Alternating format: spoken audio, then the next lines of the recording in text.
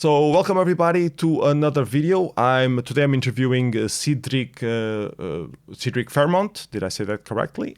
He's a Belgian-Congolese composer. I known of him. I never met him in person. I known of him for many years now. When I was first exploring noise music and experimental music, he was a name that kept popping up. And to read a little bit about your Discogs introduction, you operate in the field of noise, industrial electronic, electroacoustic, and improvised music since 1989, publishing music, performing, composing music for theater plays, short films, sound installations, all sorts of stuff. So yeah, as I was saying, when I was exploring noise and industrial experimental music, were one of the names that kept popping up. And what I found fascinating about your background is that you actually have an academic background. You studied percussion, and you also have academic papers and essays on electroacoustic music as well.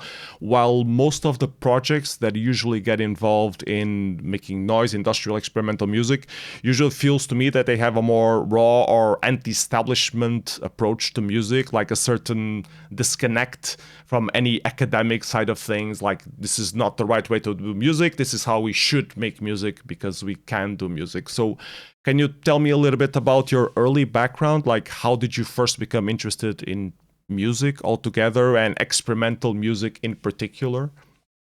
I think I always liked music since I was a kid, and where I studied music theory from the age of 13. Yeah. But I did not finish. Also, the percussion thing is the same. I learned classical music, orchestral percussions, but I could not finish the school, unfortunately. But from the age of 14, I heard for the first time electronic body music and related music and metal and punk. So I was hooked immediately with bands like The Clinic, Kinny Papi, Nitzareb, Front 242, Laibach, and Borgesia, and more. And I quickly heard from the age of 15, 16, other bands like Einstürzen und Neubauten and P16D4,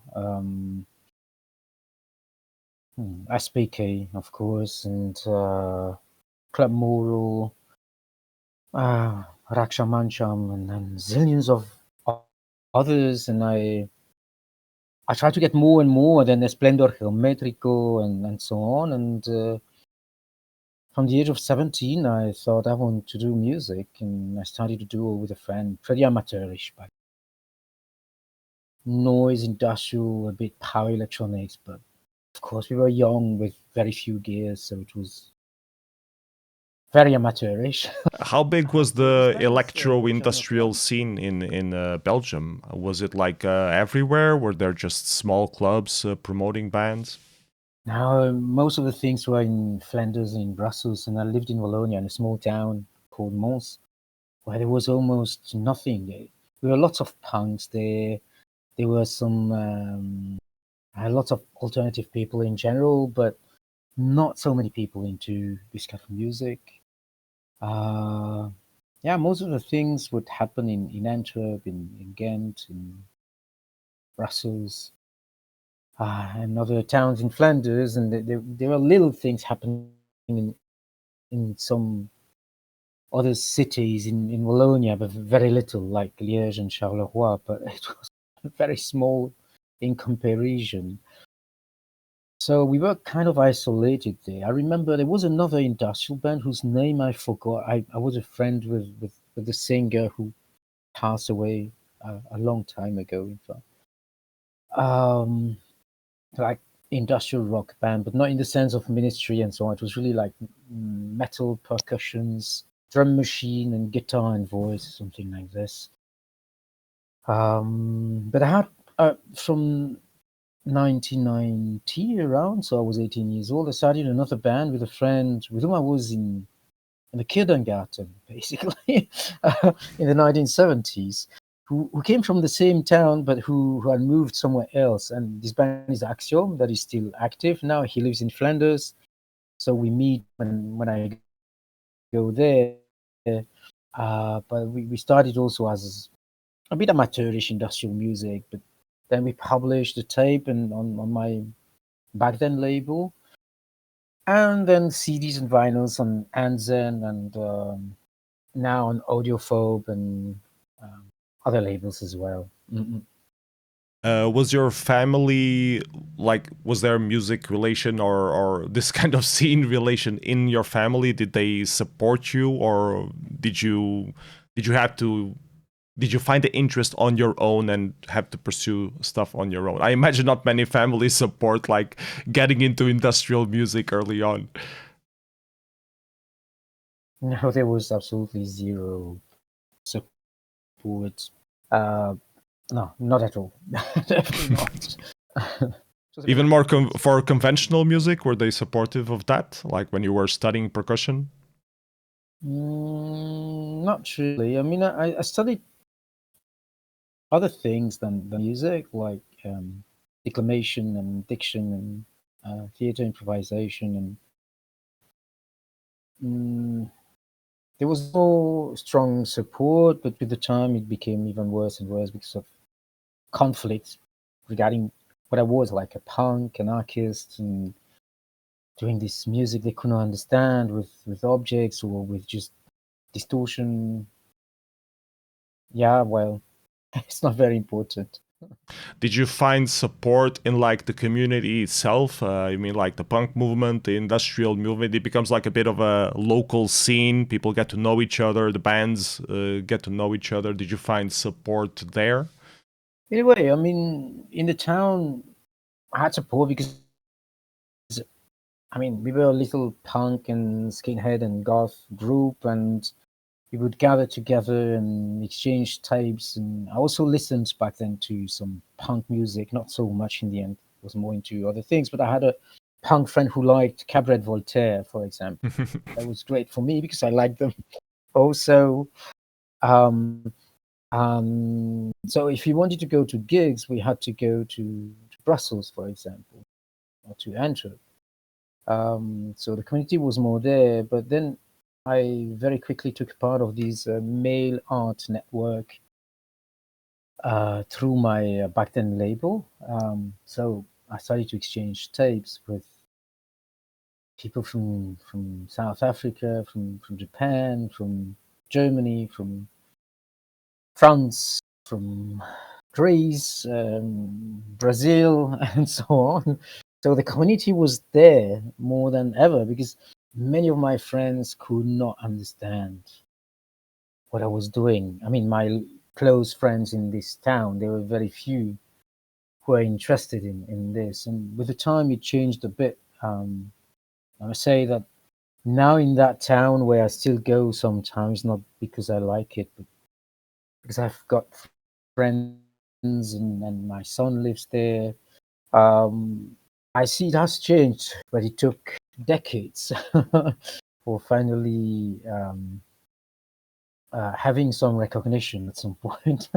And when you talk about these exchanges of tapes and stuff like that, this was before the internet. So how did the internet change the way you found, these niches of people in this context? And more importantly, how did you find the contacts back then? Because a lot of people who are like born from the 90s or 2000s, they don't really realize what was life before the internet. So can you tell us a little bit, how would you find contacts on all these international people who are interested in weird music? Yeah, sure. The thing is that there was a strong mail art scene, so people exchanging art through mail and having pen friends as well from wherever they were, punks or people listening to industrial and metal and whatnot. And you would just put some flyers in an envelope with, I mean, writing a letter, exchanging ideas or whatever, or music taste, and maybe a tape or buying a vinyl. And then there would be flyers with these letters, and with the flyer you had advertisement basically for this obscure tape label from um, whatever place in Germany, and you would maybe buy a tape or ask for exchanging a tape, and spread your own flyers in an envelope as well, and ask the people to spread them in their own correspondences, and the flyers would circulate. So this is how I discovered a label called Network 77 that was based in Cape Town in South Africa, with whom I'm still in touch, basically, that I met in South Africa several times. This is how I got some addresses from punks in the Philippines who never replied to my email, to my my mail. Back then, it was sometimes you would not get any answer. Sometimes you would have to wait like 2 months, before getting a tape. But it circulated more slowly than with the internet. But there was a circulation, and that was pretty amazing. I think that we made it like this. It was slow. Sometimes we would just call, like once I remember there was a label based in somewhere in Scandinavia who called me because they were looking for a contact in Iceland to publish a Scandinavian compilation, and they had no contact in Iceland. But somebody told them that I had a contact in Iceland. This is how we did. In the demo scene, we have very similar stories like that, people exchanging floppy disks with information and stuff like that. So for me, it's fascinating to hearing other scenes, especially this music trading scene, like alternative music scene, punk music scene, how it operated, like exchanging stuff, and not just locally, but like worldwide. I think it's amazing what we used to do pre-internet. It was, and there were some concerts where people would sell their own merch, and I remember there was a tape festival, a cassette tape festival in Terneuzen in the Netherlands, and you had all these stalls with people with tapes and crazy packagings for the tapes. I remember there was one label. The tape was like a sandwich between two toasts, basically, I mean, real toasts, and be in touch with more and more people. I mean, we would travel. That's it. Was there like a specific early memory that you have where things clicked inside you and you thought, okay, this is definitely what I want to do, enough of this other crap? Like, do you have any, like maybe a band that you started or a gig that you particularly did where you felt like this is it? A bit difficult to say how much. I don't know. A great discovery for me maybe is a compilation called QED, published in the Netherlands by the NL Centrum, the Netherlands Centrum, I guess. I forgot. That's a triple vinyl that is, to me, one of the best references in industrial music from back then. And I bought it for my 18th birthday. So that was in 1990. And there were bands like Deform, before it turned into terrible pop music.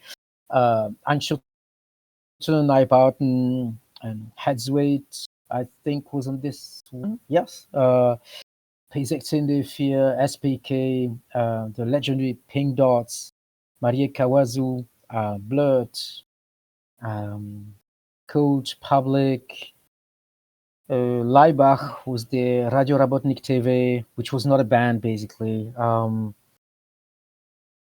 many more. It's a fantastic document, and for me was a great reference, because there were, I think, something like 26 bands and artists.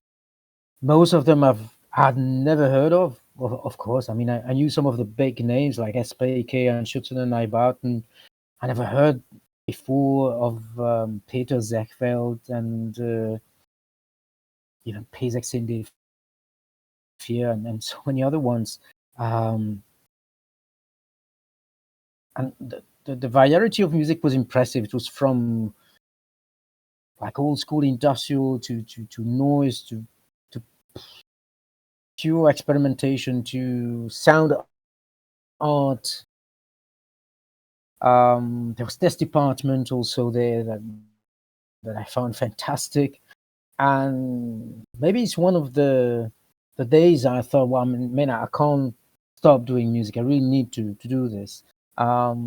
But I wanted to do many things. I wanted to do EBM that I, in the end, almost never did. I mean, in the past few years, I've made some pieces, but back then, never. I didn't have the gears anyway to do any further in experiment sound, collecting compilation tapes from various labels. And there was a very interesting label in Belgium owned by a friend. It was Corrosive Tapes, where he would publish anything from, I think some of the very early frontline assembly were there, but they were very obscure industrial bands from Yugoslavia, from Czechoslovakia. So Mario Marzidovšek, for example, from Yugoslavia. There was Odważne Serce from Prague, Maxa from Prague, and it was a fantastic opening for me because I was wondering what's going on in Eastern Europe. It was so difficult for us to access anything apart from the big bands like Borgesia and Laibach that were published in Belgium, in fact. And smaller artists, it was very difficult, and I could not travel over there. So all these were, eye-opening for me, and I thought I wanted to do that. What year was this? Was it early 80s or? Yeah, it's late 80s, very late 80s, like 88, 89, and Okay. 90s, of course. And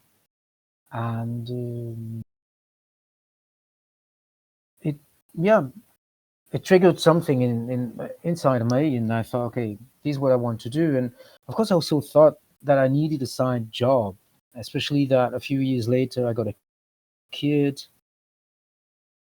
So we needed to eat, pay the bills. So I finally got a side job years later, but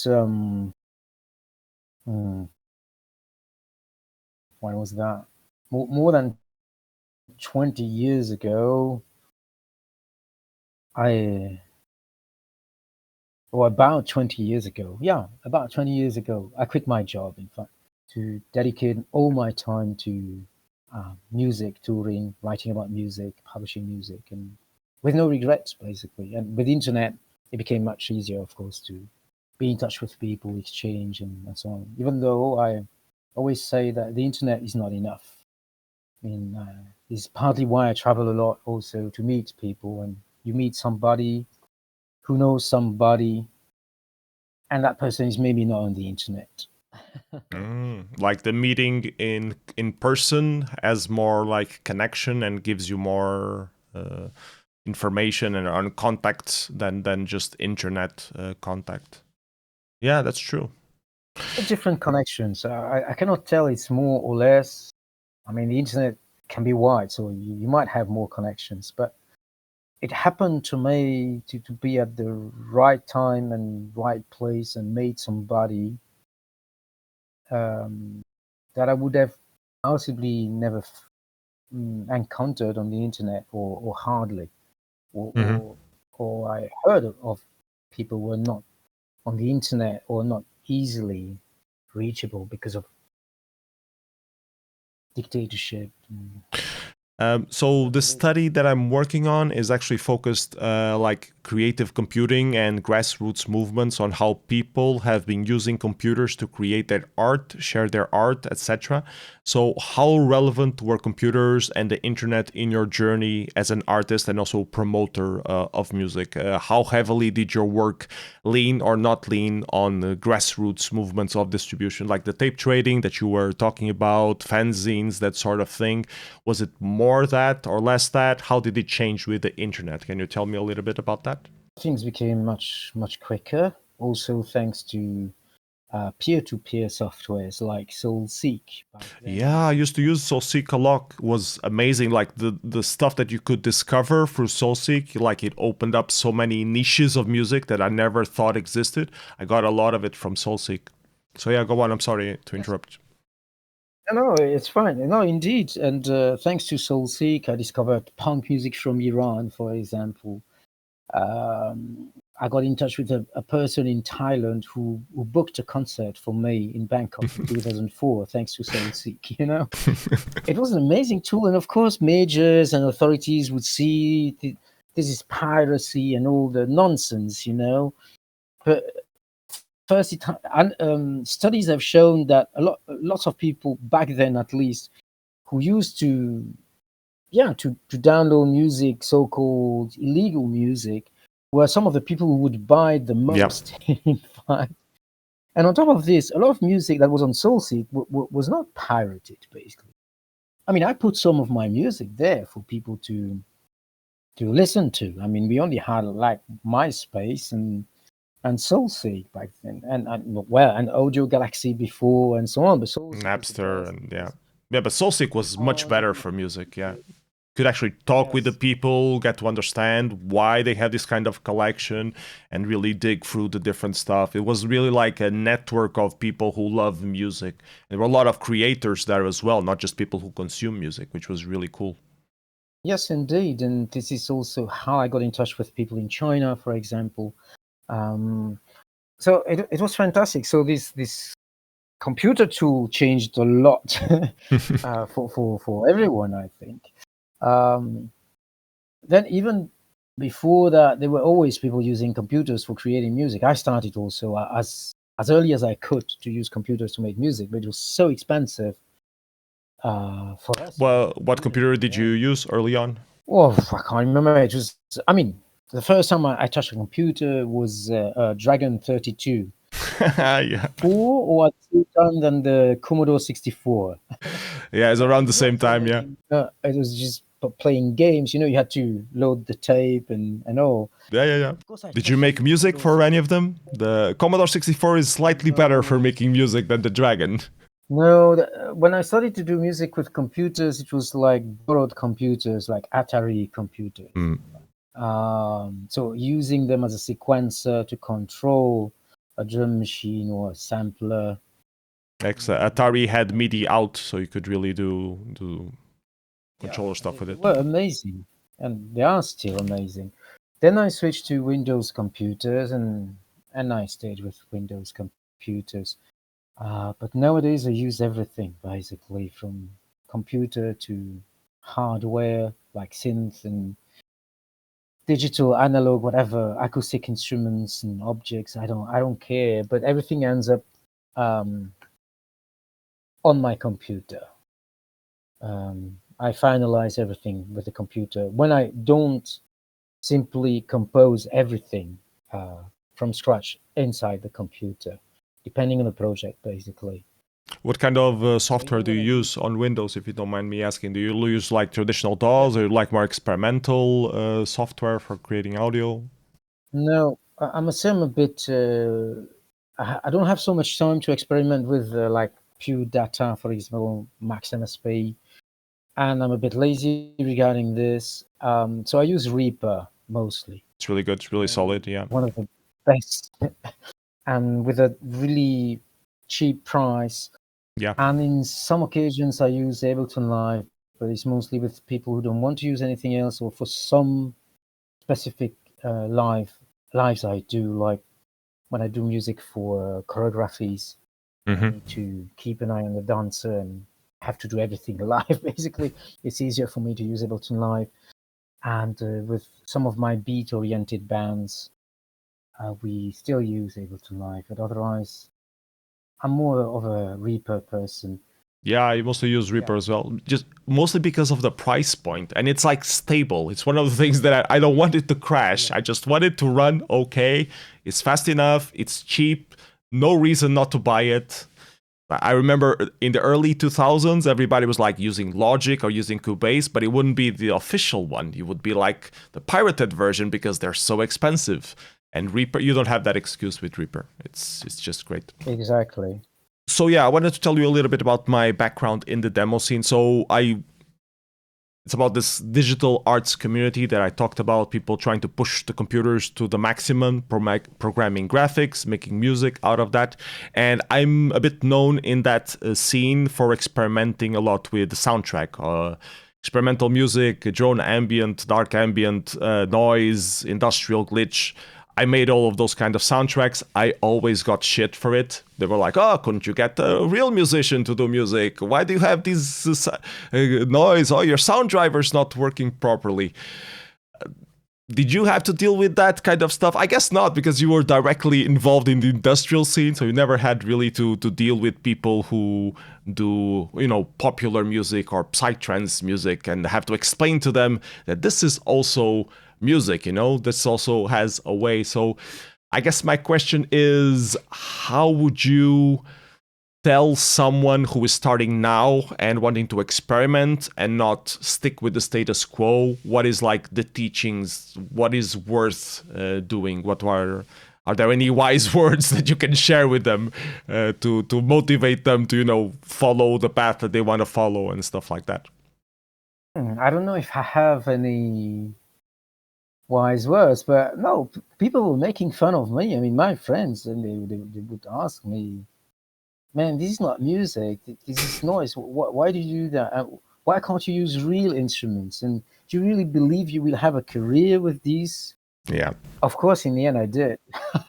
So I think it's much easier right now, anyway, because people have access, again, thanks to the internet, to a lot of information when they dig enough. And when you listen to lots of film scores, even though I think a lot of film music nowadays is not really amazing. I think it used to be often much better in the 60s, 70s, 80s. There were more experimentations and electroacoustic music and so on, but still you have that now. And so people hear in soundtracks or video game soundtracks also, musical is not always conventional, and that uses glitches and noise, and even in pop music nowadays, or pop in a real large sense, you might have some little experimentations or glitches and so on. So I think it's much easier now. Became a bit part of the culture. I mean, a lot of people accept industrial music nowadays, and the EBM and stuff like that. It's a lot more tolerated now than it used to be 20, 30 years ago. I guess, I mean, regarding EBM, it's not always so far from electro, like Detroit electro. I mean, it's not the same music, but there are connections, and this electro is connected to techno. So I think it's easier, more. I mean, electronic music is much more popular now. I Yep. remember in the 1980s, so many people would tell me, man, this is not music. It's made by machines. This is cold, and all the nonsense. While electronic music was already everywhere there, like even in the mainstream scene, like Human Leagues, for example, and many other bands. It was just pure electronic music. It's the future. But I think it's way more accepted now, partly, I suppose, because it's easier to buy a computer, a tablet, a phone, and make music with it, and it's cheaper as well. Yeah. Then have a real instrument. Orchestra or band, yeah. Plus, it's very popular now to have these modular synths and whatnot. So, And it's also popular to make your own tools now, not only in music, but in music a lot. So people experiment and they realize they can do something else than a cute melody with a synth. And maybe this is why it's easier. I don't know. But then, of course, if we go to the, let's call it extreme. I don't like that word because to me it's not extreme. Harsh noise. Well, in that case, I would not say it's popular, but it's also more easily accepted, I think, than in Yeah. the past, because some people see it as sound art, some people see it connected to modern art. You find harsh noise in galleries, in museums, and a lot has been written about it as well. So, of course, there are still a lot of people who cannot understand or accept it. But again, if I compare it to when I was young, I think it's easier. And I see also how Yeah. widespread it has become in alternative scenes like in Indonesia, in China, uh, in Mexico, in Argentina. It's pretty big there. It's really big. I heard the EBM electro industrial scene in Mexico is really big. I never seen, but I know some bands from there, but I heard that they have like very big venues and festivals and stuff like that. It's really interesting. Like it became their own sort of punk, even though they also still have punk. It became like a special scene focused around electronic industrial sounds. That's true. I must say I'm not so much into EBM. I mean, I like some very old school stuff like Neon Judgment Clinic and all these very old stuff, Skinny Puppy that I still love. But there are very, very few things I listen to in EBM nowadays. I lost some interest because they were just clones of Duff and Needs Rep and or Front 242 and so on. And there are very few bands to me that are very interesting and a bit, They like try to innovate and do something different. Yeah. yes, they are a bit stuck in the past to me. But nevertheless, that's true that in Mexico there is a really strong and big synth pop and EBM scene and punk scene that is just huge. But also for free improvised music in Mexico City is just fantastic. You've got gigs every night, literally every night. It's not as big as in Berlin, where it's several gigs per night, like it can be 6, 7, 10 gigs per night for the free improvised music, experimental noise, electroacoustic music scene. But still, in Mexico City, it's really impressive what's going on there. Yeah, definitely. I want to ask you about the DJ scene as well, because it changed a lot. And I know you do some radio hosting and also DJing and curation of music. It feels like the DJs have turned. We kind of like lost the love for having the artist perform. We have a lot more DJs. Have you felt that throughout the years that we have, DJs for everything and for specific kind of niches of music, and you end up not being allowed to experiment or deviate too much? And I think you do like the opposite of that, but I wanted to hear your words on what you think about the whole DJ movement and how it's been evolving throughout the years. Well, yeah, everybody can be a DJ nowadays. Like everybody can be a musician or a filmmaker because we've got the tools. And what I don't like is the cult around the DJ. That DJs can be paid better than musicians, and it happened to me as well sometimes to get more money for a DJ set than for a concert, which is a bit outrageous. And of course, I spend time to buy CDs, vinyls, whatever, and prepare my set and so on and so forth. But after all, I'm playing others people music, um, and on the other hand, we know that there is a whole turntablism scene, and somehow they are kind of experimental DJs. We could speak about Otomo Yoshihide or Vinyl Terror and Horror, for example, here in Berlin, and JD Zazie and Christian Markley and some of the other people who went much further. It's not only about playing with vinyls or CDs and whatnot, but making loops and rebuilding a soundtrack, basically. So making a collage, speeding up, slowing down, playing reverse. So there are some kind of also DJs, and I like this scene a lot. It's very interesting. But then you've got also DJs that do a total performance while DJing, like other conventional DJs, but at another level. Like I would think of Basek in the US, for example, who is fantastic. He would just put some breakcore and then a dubstep and then death metal and then harsh noise and industrial. And Like crossing the genres, yeah. Yes, coherent, that works. You don't feel that it doesn't fit, and you dance, and it's just he's brilliant. So I think it really depends on what kind of DJ we are speaking about.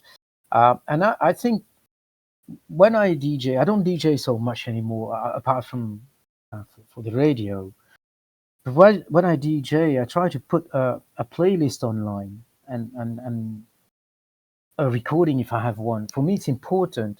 I don't want to be somebody who just plays records and that's it. No, I want to tell people, okay, I played this and that artist, and just have a look, go and listen to this person's music. It's not about me. It's about those musicians I like a lot, and this is why I play them. In fact, Right, and how they gel together and telling a narrative on some story. Yeah, that's my approach as well. I don't do DJing for parties and events and stuff like that. I like doing mixes, telling like a narrative of some sort. So I think that brings more cultural value as well to the act of DJing, because you're like storytelling in a way.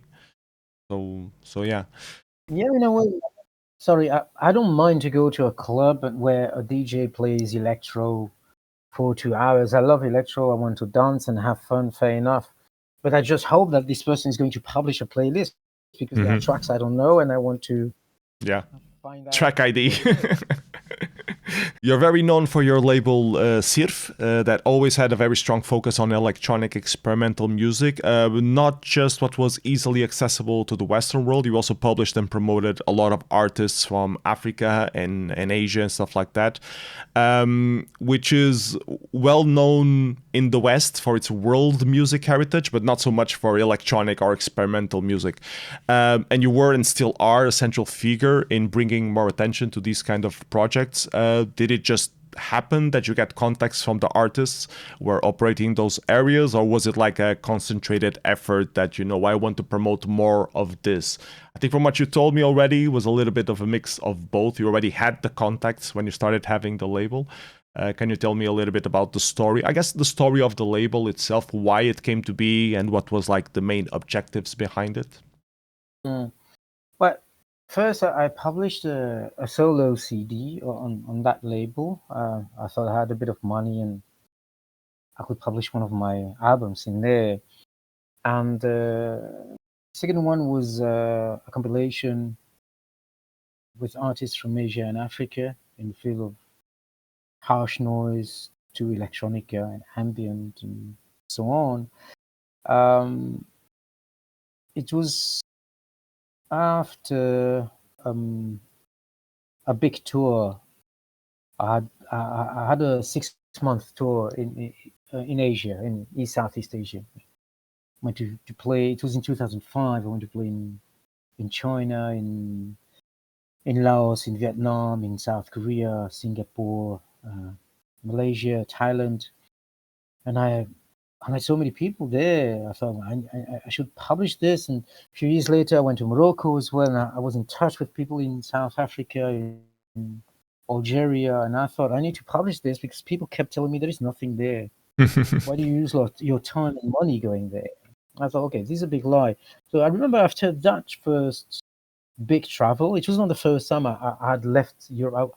I've been in Turkey also to play in Istanbul in 2003. I came back from these 6 months with 70 vinyls, tapes, and CDs, mostly electronic music, noise, free improvised music, but some classical, some jazz. And I told my friends, well, here we go. So she told me there is nothing. I published that compilation, and from that point, I thought, okay, I'm going to dedicate the label to some of my compositions and bands and music from Asia, Africa, and now also Latin America, because it's important to me, despite the fact that we have the internet and access to, in theory, everything. It's obvious that a lot of people still believe that there is nothing happening, even not so far in Kosovo or Albania or Kazakhstan or Kenya, Uruguay, and so on. So for me, it's important to share. I'm not the only one to do that. And also in some of the fields of music, you've got this label, Tiananmen 89. There is a label that exists maybe since the 1990s, I think. I guess. It's a punk label that publishes punk music from Kenya, Pakistan, Tatarstan, Iran. I've got a punk vinyl from Iran from them that was published like 20 years ago. Wow. It's fantastic. And so, yeah, for me, it was important to share this and show that there is a lot happening in many of these places as well. And it became an obsession. And of course, at the beginning, it was sometimes difficult to find the contacts, and the internet changed everything. I would post some messages on SoulSeek, on MySpace, and later on LiveJournal, on Facebook. And hey, I'm looking for people from that part of the world. Do you have any contacts? And then somebody would write me. And now I must say that I usually contact people if I want to publish something, even though I accept demos, but I rarely say yes. But it happens sometimes, like with Ni Cheng. She's a composer from China, based in the US now. She sent me some tracks, and I thought, wow, what a killer! I have to publish this. Yeah, I can send you a link. It's between electroacoustic music and dark ambient, but not the cliche kitsch dark ambient. It's like a horror, like more cinematic sort of. Fantastic. Yeah, it's with weird voices and an excellent electroacoustic processing in the dark ambient field. It's just somehow dark ambient. It's not that ambient. I wanted to hear a bit more about your radio hosting thing. Do you feel, how has radio been evolving throughout the years, especially with the internet and a lot of radios being online only nowadays? How do you feel about the whole and the importance of radio in sharing music and creating communities and that kind of stuff? Can you tell me a little bit more about that? Well, for me, it's another way of listening. The effort is a bit different from just going to a streaming, especially when it's moderated. And I like the fact that when we can, we do it live. So we are a group of people at the radio station, basically.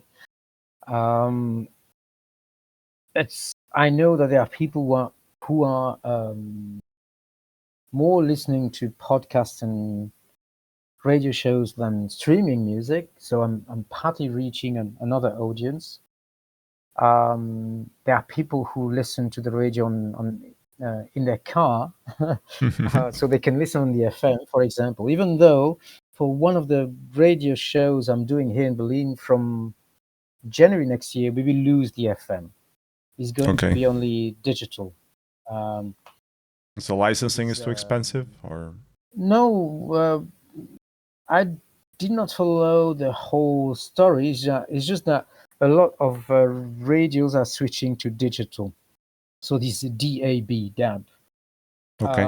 So it's going to be this digital radio and online, but not on the FM anymore, which is a bit sad, but I mean, it is what it is. Analog TV is also vanishing. I mean, I'm even not sure it's still existing in Europe. I think it's everything digital right now. I think it's mandatory by European law that they transmit like the basic national broadcasts. So like people have the minimums to be informed. I think it's still mandatory to do that. But yeah, most of them became digital signals, not airwaves anymore. Just, I mean, when the apocalypse comes, if you have a blackout, how the hell are you going to watch, the news? Radio is going to be the only way that you have access to it. And even then, nowadays, how are you listening to radio? You listen to radio with your phone because not many people have radios, or in your car if you're lucky. So yeah, it's something that people sometimes don't consider. The thing with the radio is it's a gathering. So when I can, I invite artists as well to make interviews. And of course, people could tell me, yeah, you could do that on YouTube, whatever. But yeah, but there are people who don't watch YouTube. And I think the context there is different. I like it, basically. For me, it's fun, and it pushes me to work on something, to prepare something. In fact, I have two sorts of radio shows. One is the Syrphe at Collaboradio, hosted by Freie Radios Berlin-Brandenburg. And the other one is Stahlblatt, which is only online. Stahlblatt, which is still a label, or like electronic and industrial music label from the 1980s, is here in Berlin as well. And we do the online radio together here, Tiana and I, because nobody else does it anymore. So we are the two left right now. But it used to be a pirate radio in the 1980s, also in the Netherlands back then. Were you part of the radio when there was this whole pirate radio movement thing? As I wasn't on the physical pirate radios, but I was a part of it when everybody started having internet on the early 2000s. We had a little online pirate radio just playing whatever we wanted because fuck copyright and that kind of stuff. Were you involved in that pirate radio scene at all, or not really? No, not at all. No, Okay. I was more into organizing gigs, in fact, when I lived in Belgium and the Netherlands. And I still organize gigs here. More questions. Looking back at your trajectory in your field of activity, do you feel like it has been a conventional or a less conventional path from what you were expecting early on? No, it has been unconventional. That's a clear fact. But first, I've got no PhD, no diploma, nothing, for various reasons. I could not finish school. But nevertheless, I managed to have one foot in the academic world and one foot in the DIY world, and I still live like this, and it is very good for me. I like it so. I never expected to. I even never imagined to do what I do now. Basically, my goal when I was a teenager was just a young adult to have a band or two that would work and play my stuff and have a job on the side, because it would probably not be possible to only live from my musical activities. But in the end, I live from my musical activities for almost 20 years now, 18, 20 years. And it has not always been easy, that's a clear fact. But it led me to do a lot of things. But as I told you, I started with industrial music and some noise and electronic stuff, and then I did a lot of electronica and other things like breakcore and even drum and bass and electro acid. I also do electroacoustic music that I studied also when I was around 25 years old in Belgium. But I ended up doing all these things, but also free improvised music, which I never thought of doing. It happened that I liked to experiment and improvise, and then I did it, and it was not the plan. So for me, it's not conventional that I do things from Detroit electro to harsh noise to industrial to free improvised music. I don't think it's very conventional. When you do free improvised music, do you usually use computer only, or do you also use like found objects or DIY noise machines, that kind of stuff? What kind of material do you usually use for those improv? anything, but it depends on the project. With some projects, I use gongs. I have an obsession with Mm. gongs and objects made of metal and the resonances. So I have a gong duo here with Ira Hadjic, another duo with Maria Takahashi. She plays the viola and I play gongs. And we even started a quartet with Michael Tieke, Ira Hadjic, and Klaus Janek, contrabass and effects, clarinet, both Ira and I on gongs, and some electronics or computer. But I have some projects where I only use the computer with Les Désaccordeuses, which is a trio with Anais Sturlings and Korhan Nerel. But there are projects where I only use a no input mixing desk and distortion pedals and feedback. Sometimes I use everything from instruments to objects to computer. It doesn't matter for me. But I like to change all the time. I find it boring to repeat what I've done Yeah, too of many course. times. So either I really need to exploit my instrument, like the gong, I'm still learning, or I need to switch to something new all the time. And the computer for that is convenient because you can always use different VSTs, or Yeah. if you can program, you program yourself with PD and so on. You've done a lot of collaboration with a lot of artists from different places of the world. Is there any particular collaboration or achievement that you were particularly proud of? Something that I can convince you to name drop, or something that, unlocked something in particular that you were proud of having accomplished, or made the way for someone, or helped you establish yourself in some place? You did so many collaborations. Yeah, I know it's very hard. I would say, I don't know. I would say it's not only one. I would say that when I lived in Belgium, I had many bands with Olivier Moreau, Imminent, and Axiom together. Imminent, him solo with John Sellekas, also as Amo, and all three. We had Ombre, a trio of kind of dark ambient. So for me, it was amazing years because we had all these bands, Moon Santo and Logatomist, and we were producing a lot, and it opened many doors because we were published on labels like Anzen in Germany, Hyman in Germany, and Man Monkey Records in the USA, Hush Hush in Canada. So it allowed us to tour, to make the first tours basically in North America, playing in Europe. But meanwhile, I started, so many other bands with people from all over the place. I had a band in Singapore, Ileko. It was a digital hardcore band. I recorded a trio with two Kurdish Iraqi artists. One of them is Hardy Kurda, and Khabar Abbas, his partner. So we played together. Hardy invited me to play in Iraq 3 times also for a festival, Space 21, Festival of Free Improvised Music, Noise, Experimental Music, Audiovisual Nice. Art. In Iraq. Wow. In in Kurdistan, in Suleimania. We played in Erbil as well in 2018. There are things happening in Baghdad right now as well, like electronica, a bit of techno, some noise music as well. People from Sonoskopia were also in Kurdistan. One of the years where I was there, that I guess you know them from Portugal. Yeah, Sonoskopia, yeah.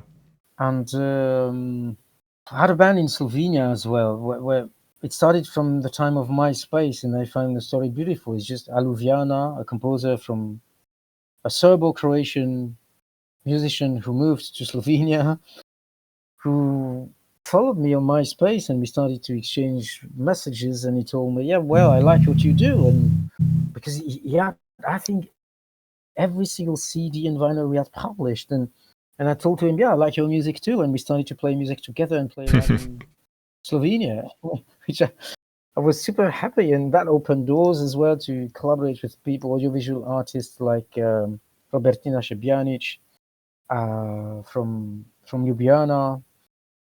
I think every project opened doors at some point. I don't know if I have one that I love more than another. Like also the project with Ira Hadjic for me was very particular because we met 2 years ago and we spoke and we were on the same page for a few things. It was kind of funny, and it appeared that she likes the gong, and I thought, wow, that's cool because I love gongs. I have a collection at home. And we started to do music together like this and experiment with gongs as a duo, and extending it now a bit with some electronics as well.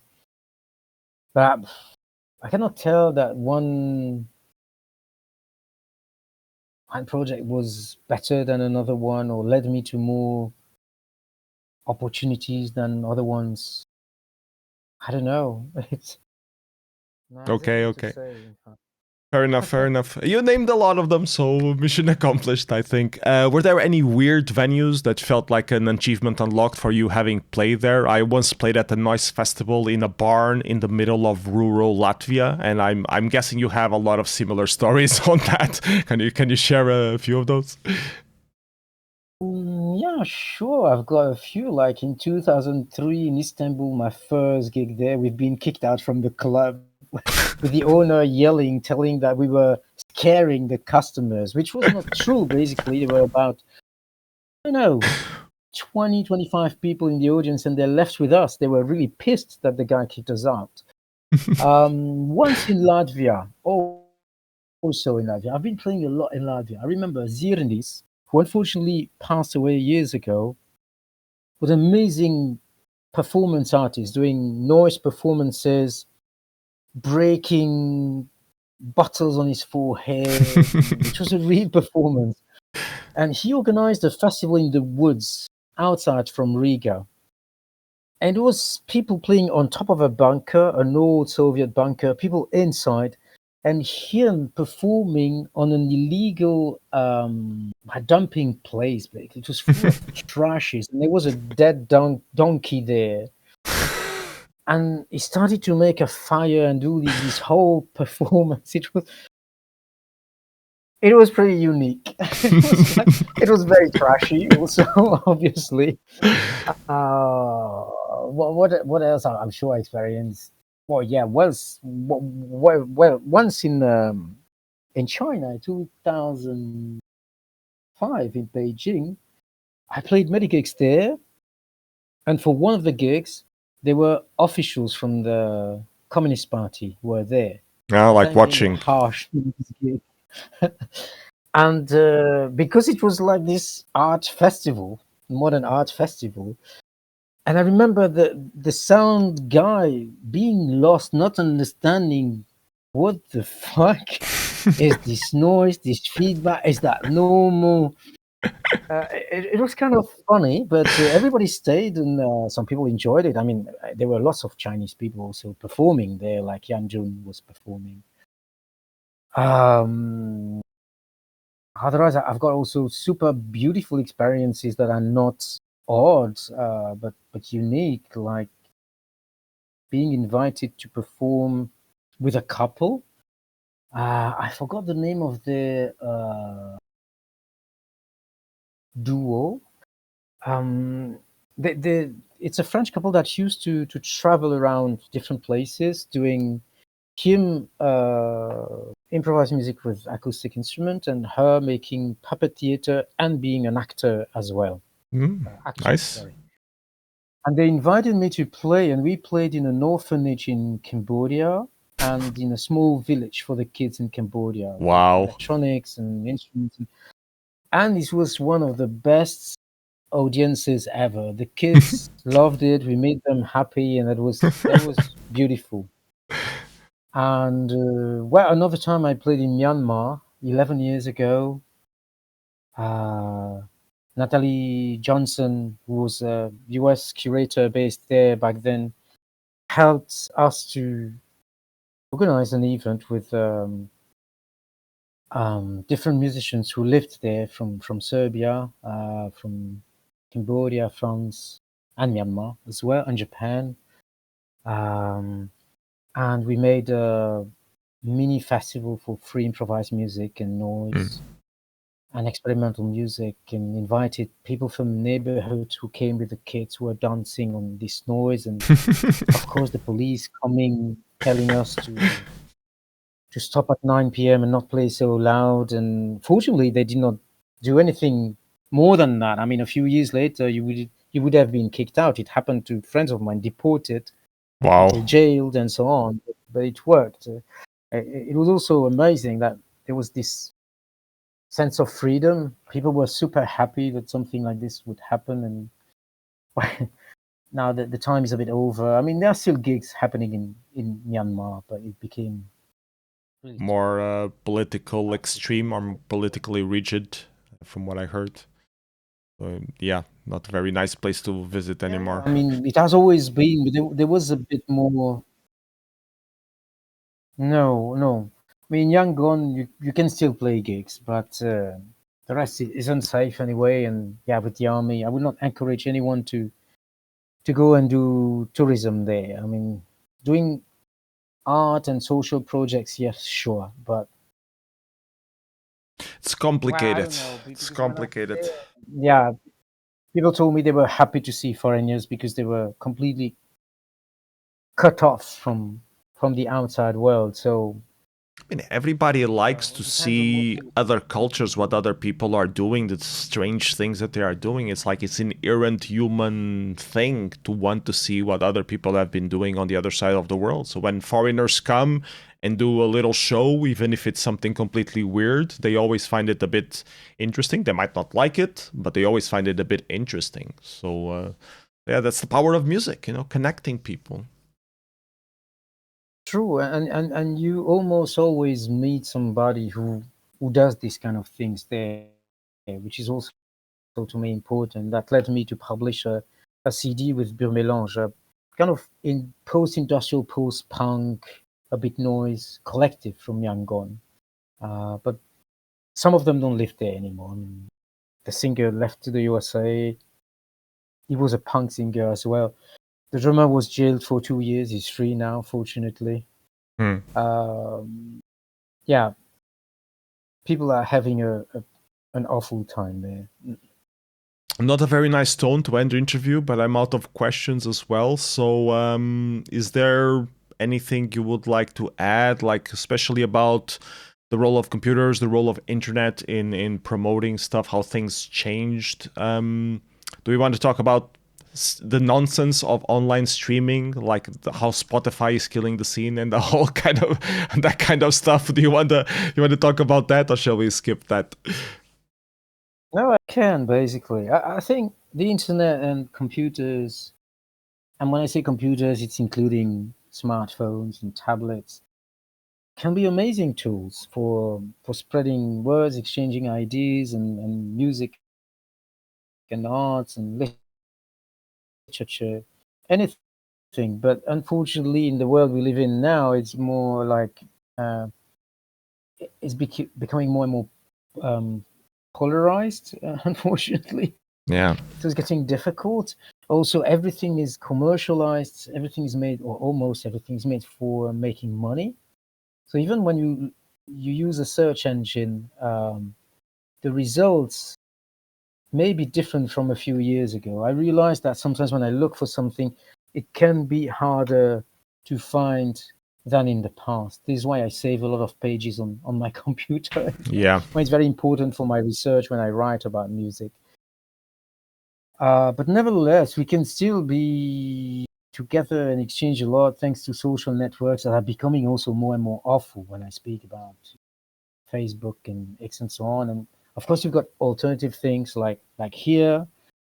Um, Mastodon also showed up, like the Fediverse is a good alternative to things, but the mass adoption is not yet there like it was on Facebook and that kind of stuff. yes, exactly. Because People people want lose a lot of something. contacts in that way.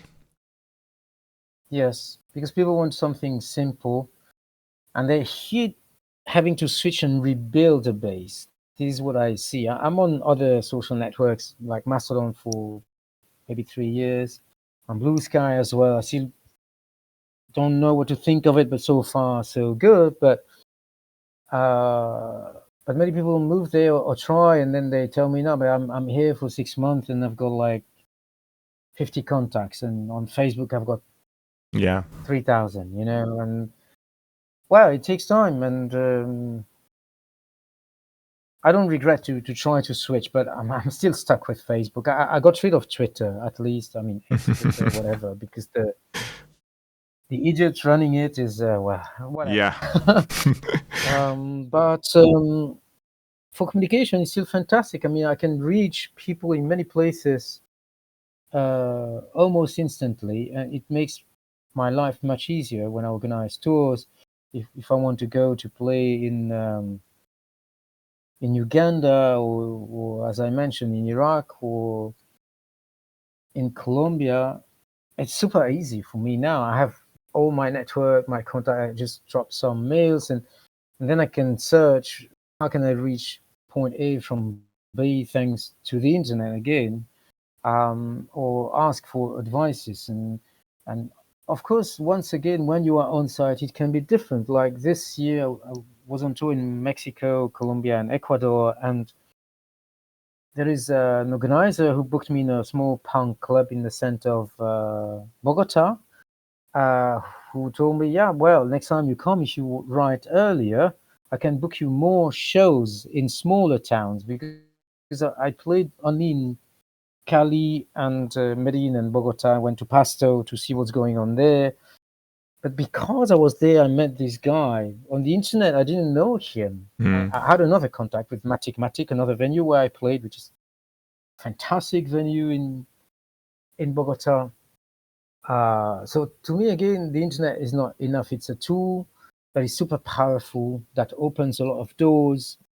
But again, when you meet the people, it's different. So people talk, people exchange. You have sometimes random encounters that would not happen on the internet. Then when you speak about the streaming, well, if people stream and check who and what they are listening to, fair enough. But most people But they don't don't. do that. They just, it's a background, it's something in the background. It's just something a bit useless to me. They just don't want the silence, but they don't really care about what it is for most people. So in the end, it's a bit useless to me. It's like it's music, it's entertainment, maybe. It doesn't help the artists. I mean, most artists are complaining about Spotify and the likes.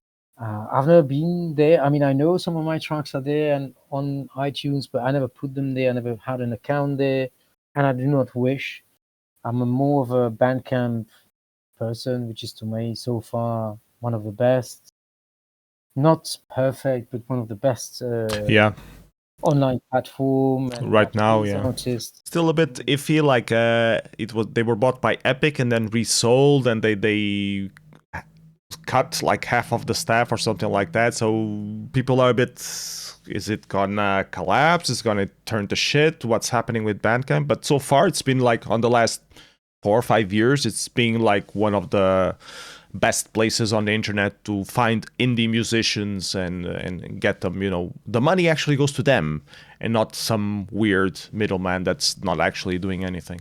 Yes, exactly. Then, of course, you've got several other options like Archive, archive.org, that is Yeah, of course. for so many years, and there are still people and labels publishing their music on Archive, which is freely Yeah, I'm one of available. them. I have a net label where we publish everything for free, and archive.org is one of our main distributions. So, yeah.